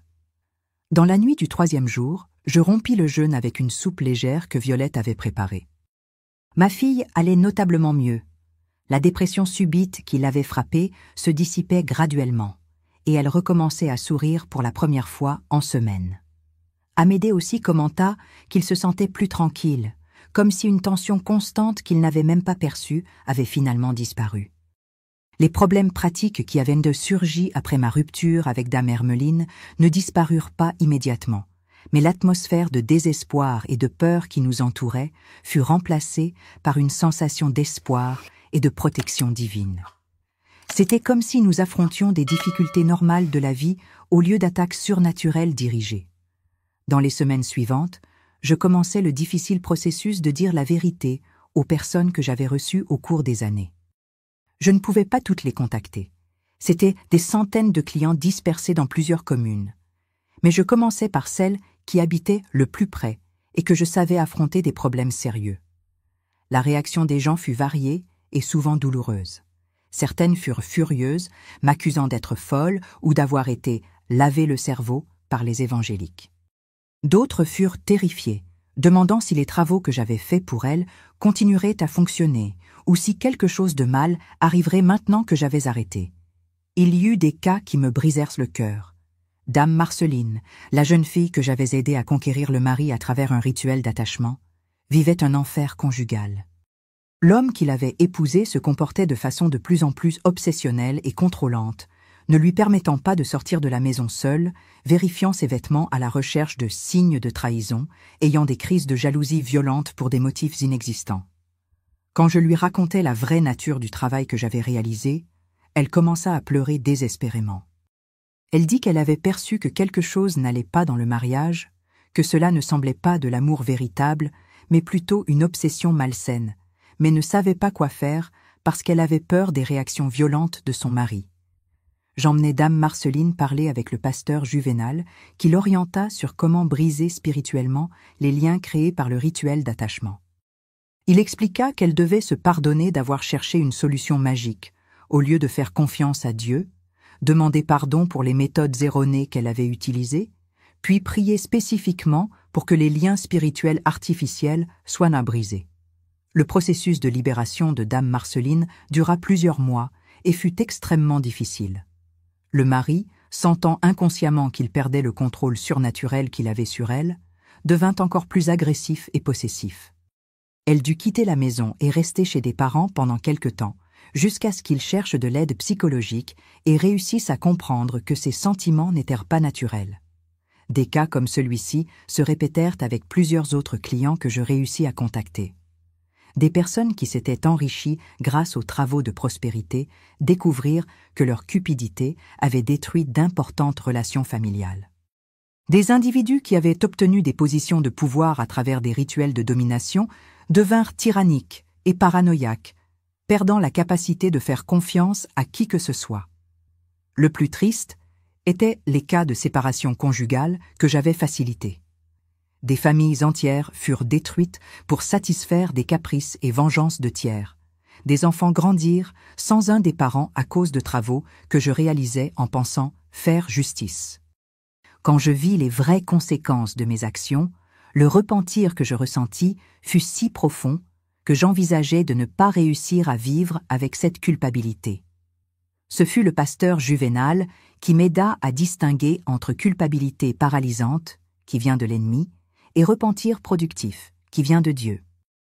Il expliqua que Satan veut que nous restions écrasés par la culpabilité pour que nous ne puissions rien faire d'utile, mais que Dieu permet que nous ressentions le poids des conséquences de nos erreurs pour que nous puissions changer genuinement et aider d'autres à éviter les mêmes tromperies. Pendant l'année 1993, je me dédiais entièrement à étudier la Bible et à apprendre la spiritualité chrétienne genuine. C'était comme si j'apprenais à marcher à nouveau, cette fois sur le bon chemin. Tout ce que je pensais savoir sur le monde spirituel dut être réévalué à la lumière des Écritures. Je découvris que les dons spirituels genuins mentionnés dans le Nouveau Testament, incluant le don de guérison, continuaient d'être disponibles pour les chrétiens, mais fonctionnaient de façon complètement différente des méthodes que j'avais apprises. Ils ne dépendaient non pas de matériaux spéciaux, d'horaires planétaires ou d'invocations complexes. C'étaient des manifestations directes du pouvoir de Dieu à travers la foi simple en Jésus-Christ. Je commençais à expérimenter ces dons genuins quand quelques personnes de l'Église évangélique vinrent me voir demandant des prières pour des problèmes de santé. Initialement, j'eus peur de revenir à exercer tout type d'activité de guérison, craignant de pouvoir involontairement ouvrir des portes spirituelles dangereuses à nouveau. Mais le pasteur Juvénal m'orienta que fuir complètement l'appel que Dieu avait placé dans ma vie serait un autre type d'erreur. Le problème n'était pas d'avoir le don de guérison, mais d'avoir utilisé ce don à travers de mauvaises méthodes. Maintenant que je connaissais la différence, je pouvais exercer le don de la bonne façon, toujours en glorifiant Jésus-Christ, ne demandant jamais de paiement pour les résultats, laissant toujours clair que toute guérison venait directement de Dieu, non de capacités humaines. La première personne que je reçus de cette façon fut un enfant de 5 ans qui avait une pneumonie grave et ne répondait pas aux antibiotiques. Les parents, qui étaient membres de l'Église, demandèrent si je pouvais prier pour lui. Je ressentis une peur tremblante, mais aussi une conviction intérieure que Dieu voulait utiliser cette situation pour m'enseigner ses vraies méthodes. La prière fut complètement différente de tout ce que j'avais fait avant. Je n'utilisais pas d'herbes, d'huile spéciale ou d'invocations élaborées. Je posais simplement les mains sur l'enfant, priais au nom de Jésus-Christ en demandant la guérison et laissais le Saint-Esprit faire le travail. Il n'y eut pas de manifestations dramatiques, de lumière spéciale ou de sensations extraordinaires, seulement une paix profonde qui remplit la chambre. Le lendemain, la fièvre de l'enfant était complètement tombée. En 3 jours, il jouait normalement. Les médecins furent surpris de la récupération rapide, mais je savais que la différence fondamentale n'était pas dans l'efficacité de la guérison, qui était arrivée souvent avant à travers les mauvaises méthodes, mais dans la source de la guérison et les conséquences spirituelles pour tous les impliqués. L'enfant ne développa pas de dépendance à revenir pour plus de travaux, comme cela arrivait avec mes anciens clients. Les parents ne devinrent pas obsédés par des pratiques spirituelles, ni ne commencèrent à m'idolâtrer comme figure spéciale. Tout le monde comprit clairement que la guérison était venue de Dieu, que mon rôle avait été seulement celui d'un instrument, et que toute gloire appartenait exclusivement à Jésus-Christ. Des cas similaires commencèrent à arriver plus fréquemment. Des personnes avec dépression qui trouvèrent la paix à travers la prière simple, des mariages en crise qui se réconcilièrent après conseils bibliques, des jeunes dépendants de l'alcool qui se libérèrent à travers le pouvoir transformateur de l'Évangile. Mais dans tous ces cas, les méthodes étaient complètement transparentes, basées exclusivement sur la parole de Dieu, sans éléments secrets ou mystérieux. La différence la plus marquante était dans l'atmosphère spirituelle qui entourait ces ministères. Au lieu de la tension, de la peur et des manifestations surnaturelles perturbantes qui caractérisaient mon travail antérieur, il y avait une sensation de paix, joie et liberté. Les gens ne sortaient pas des séances de prière en se sentant dépendants ou obligés de revenir, mais fortifiés dans leur propre foi et capacité de se relier directement à Dieu. Pendant 1994, notre situation financière se stabilisa graduellement à travers des moyens complètement normaux. Amédée obtint un emploi comme contremaître dans une grande ferme, les enfants plus âgés trouvèrent du travail, et je commençai à coudre pour l'extérieur pour compléter le revenu familial. Nous n'étions plus riches comme à l'époque des travaux occultes, mais nous avions suffisamment pour vivre dignement, et plus important encore, nous avions la paix. La vraie preuve de la transformation arriva quand Dame Hermeline apparut à nouveau à ma porte, presque 2 ans après notre dernière conversation. Elle était différente, plus maigre, avec une apparence malade, et dans les yeux il y avait un désespoir qui n'existait pas avant. Elle dit qu'elle faisait une dernière tentative pour me reconquérir avant de partir définitivement de la région. Elle offrit des choses qu'elle n'avait jamais offertes auparavant, des secrets suprêmes de pouvoir, des contacts avec des maîtres internationaux, d'occultisme, participation à des rituels qui me donneraient influence sur des autorités politiques de haut niveau. Elle promit des richesses qui feraient que notre prospérité antérieure semblerait pauvreté, des connaissances qui me placeraient parmi les personnes les plus puissantes spirituellement de tout l'Est de la France. Mais cette fois, au lieu de ressentir tentation ou curiosité, je ne ressentis que compassion pour elle. Je pouvais voir à travers le masque de pouvoir et connaissance pour apercevoir une femme profondément esclavagée par des forces qu'elle pensait contrôler. J'offris de l'eau fraîche, tentais de témoigner de l'amour de Jésus-Christ, parlais de libération et pardon disponible pour toute personne disposée à se repentir sincèrement. Sa réaction fut violente et révélatrice. Elle cria que j'étais une ingrate, que j'avais gaspillé des dons uniques, que je ne réussirais plus jamais à aider quelqu'un de façon vraiment efficace. Elle menaça de conséquences terribles pour ma famille, maudit notre propriété, invoqua des entités sombres pour tourmenter nos rêves pour le reste de la vie. Mais ces paroles n'eurent pas l'effet dévastateur qu'elles auraient causé des années avant. Au lieu d'une peur paralysante, je sentis une autorité spirituelle qui venait directement de ma nouvelle identité en Christ. Je dis calmement, mais avec fermeté, « Au nom de Jésus-Christ, j'ordonne que toute parole de malédiction prononcée contre ma famille soit brisée. Je déclare qu'aucune arme forgée contre nous ne prospérera, parce que nous appartenons au Seigneur des Seigneurs. » L'effet fut immédiat. Dame Hermeline cessa de crier comme si elle avait reçu une gifle, recula de quelques pas, et pour la première fois depuis que je la connaissais, je vis une peur genuine dans ses yeux. Elle murmura quelques mots incompréhensibles, tourna le dos et partit en marchant rapidement. Je ne la revis jamais, et j'appris ensuite par d'autres personnes qu'elle avait quitté la région définitivement quelques jours après notre conversation.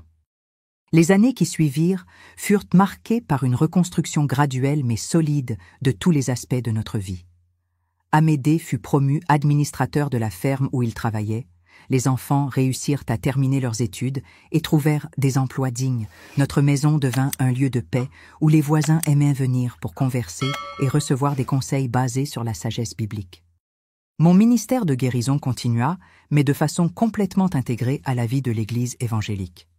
Ce n'était plus une activité individuelle et secrète, mais partie du travail pastoral collectif, toujours sous supervision et orientation du pasteur, toujours basé exclusivement sur les principes bibliques, donnant toujours gloire exclusivement à Dieu.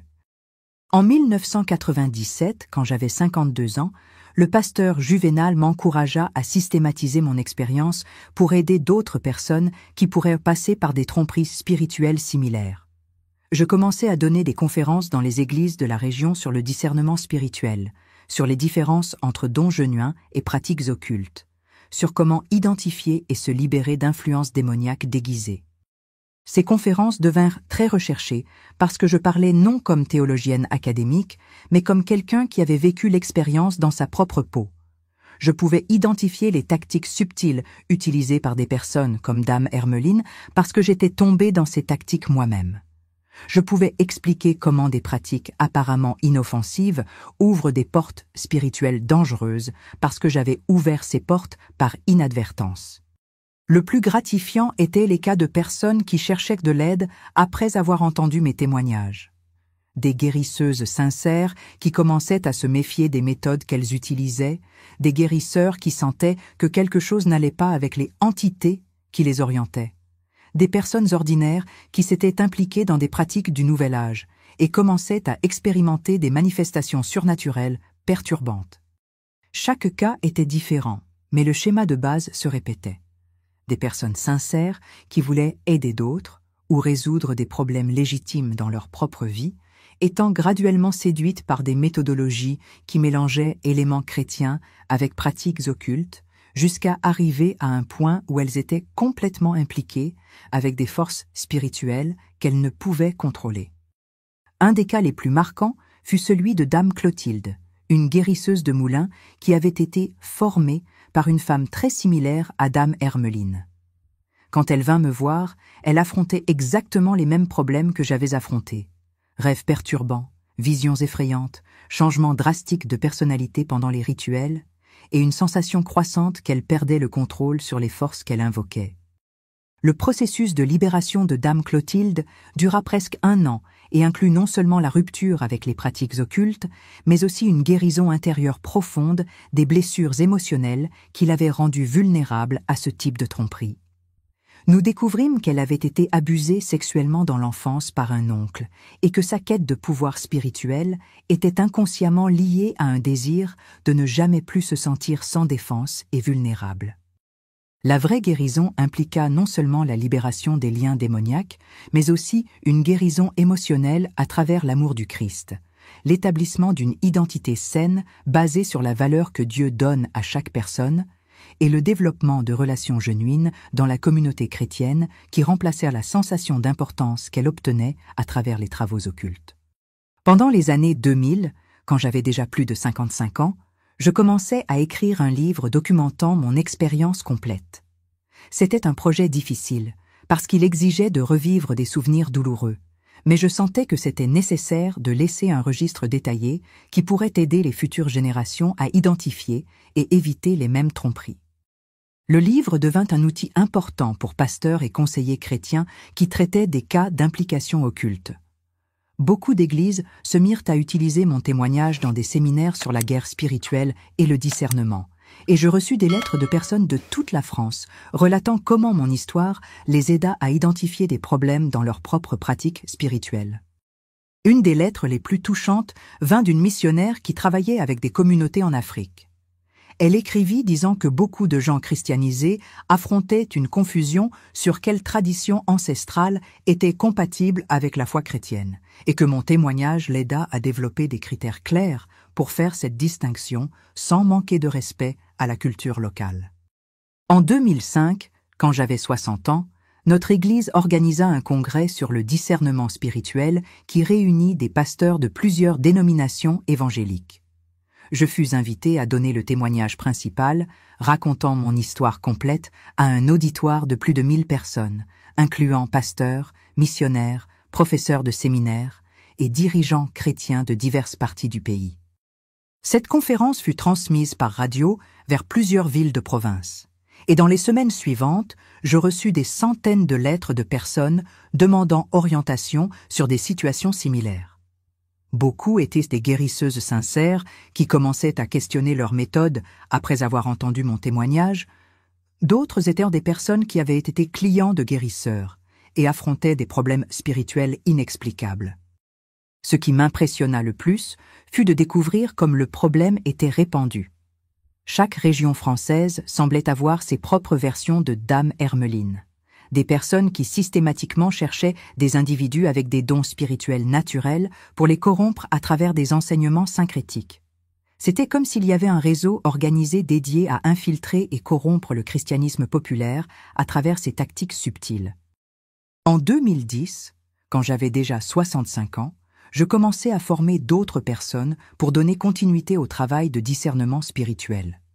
C'étaient principalement des femmes qui avaient passé par des expériences similaires à la mienne, ou qui avaient des dons naturels de discernement et voulaient apprendre à identifier des influences occultes déguisées.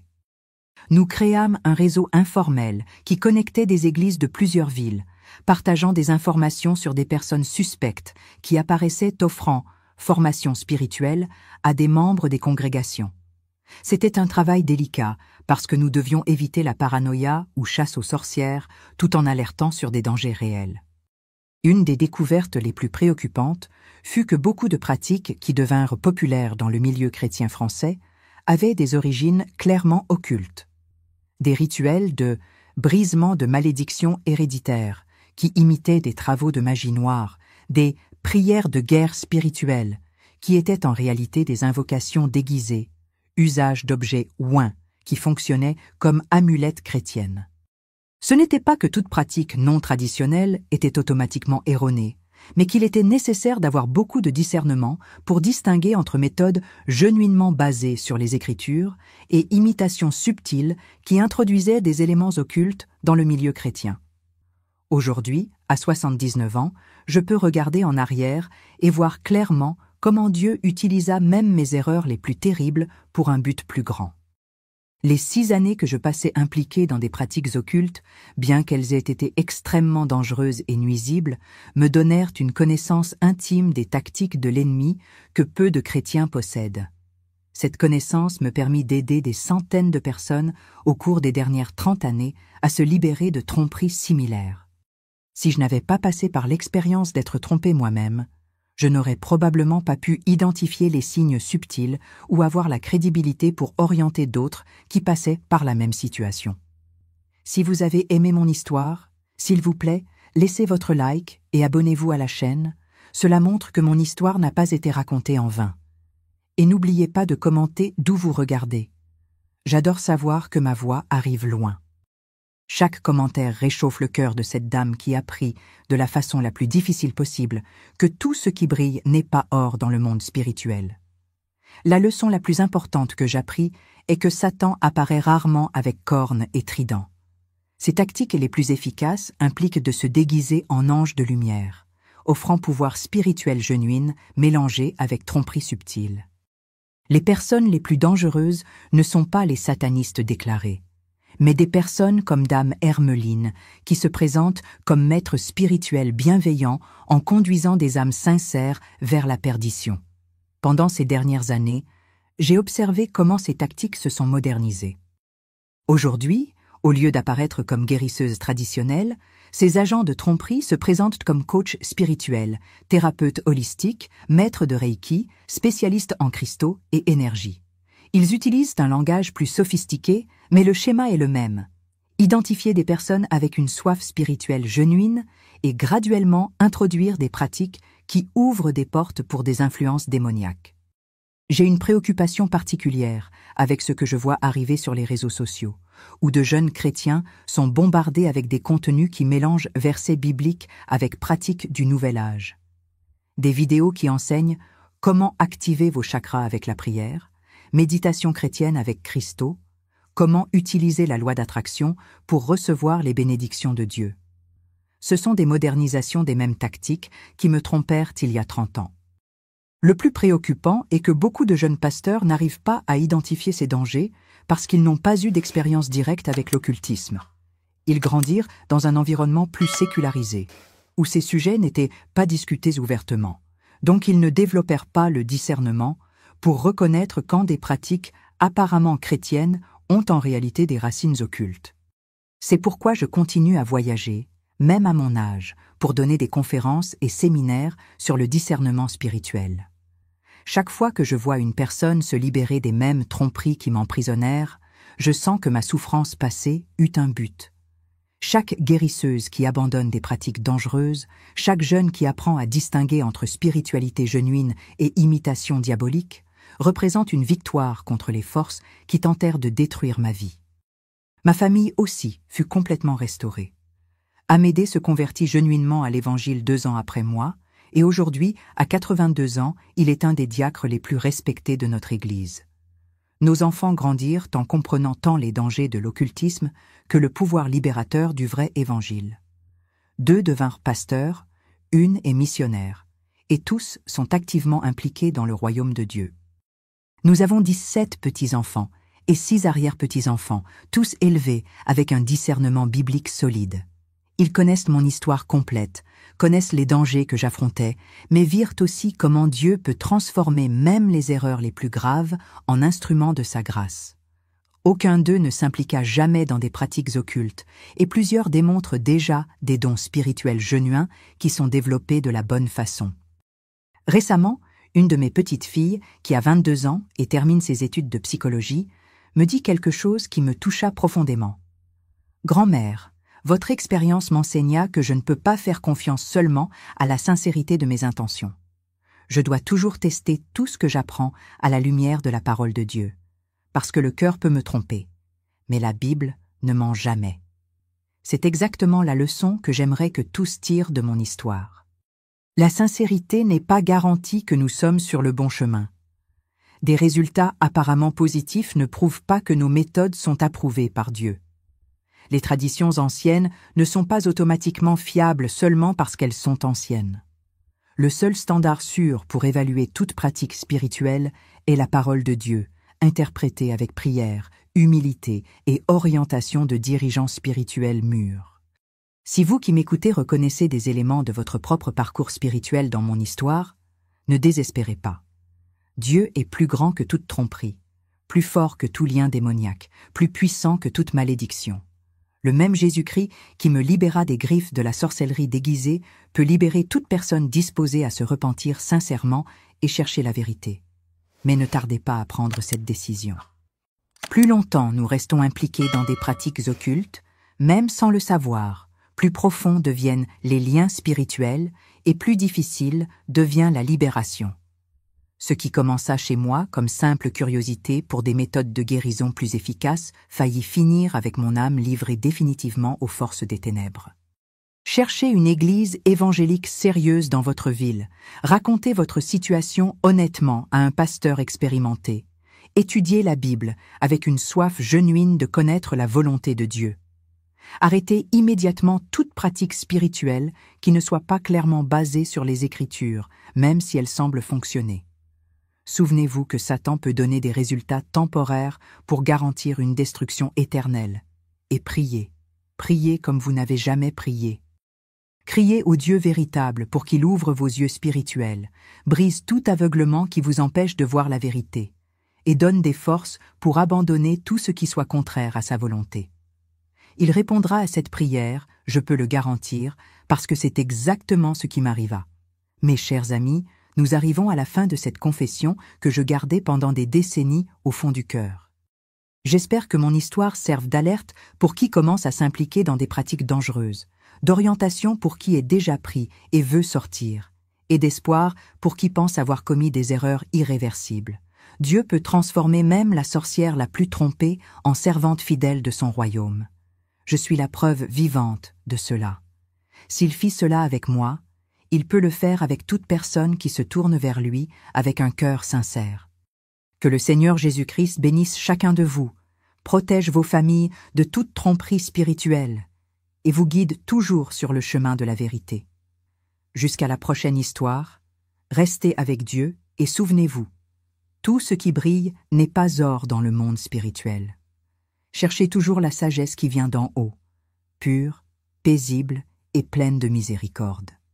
Une étreinte serrée de cette grand-mère qui apprit, de la façon la plus difficile possible, qu'il n'existe qu'un seul chemin sûr vers le cœur de Dieu. Jésus-Christ, le même hier, aujourd'hui et éternellement. Amen.